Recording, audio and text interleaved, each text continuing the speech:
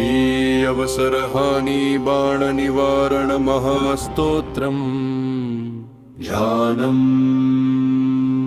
ध्यानं कुर्वीत् प्रभुं दिव्यं कालचक्रप्रवर्तकं सर्वावसरदातारं विघ्नच्छेदकरं प्रभुं तेजोराशिं महावीर्यं बुद्धिदं सिद्धिदायकम्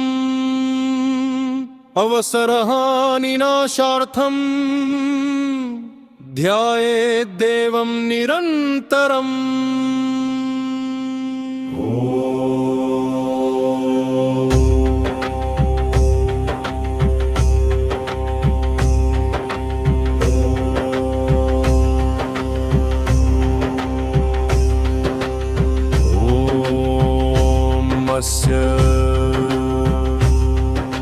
श्री अवसरहानि बाण निवारण महास्तोत्रस्य ब्रह्मा ऋषिः गायत्री छन्दः श्रीकालपुरुषो देवता अवसरग्राप्त्यर्थे हानि निवारणार्थे जपे विनियोगः ऋष्यादिन्यासः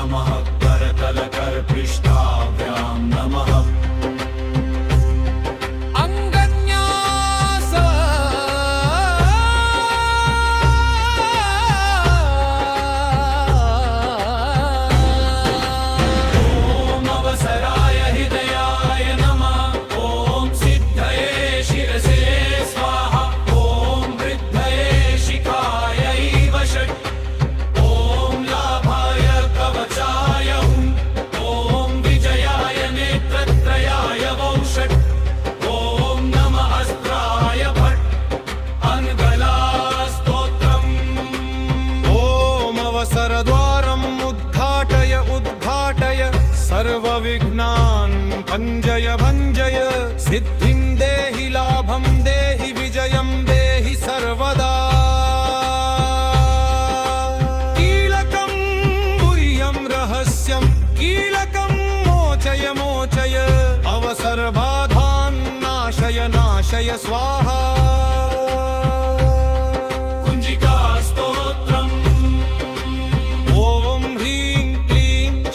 अवसरप्राप्तये नमः। ॐ ऐं बुद्धिवृद्धये नमः। ॐ सौः सर्वविघ्नविनाशाय नमः। स्तोत्रं नमस्ते कालदेवेश सर्वसिद्धिप्रदायक अवसराणापतिं वन्दे हानिदोषविनाशकम् यस्य कृपया लभ्यन्ते दुर्लभा अपि सम्पदः सर्वकार्येषु सिद्धिं च सदा तं प्रणमाम्यहम्। विघ्नजालं क्षणेनैव नाशयन्तं कृपानिधिं प्रसीद मम देवेश अवसरं देहि सर्वदा।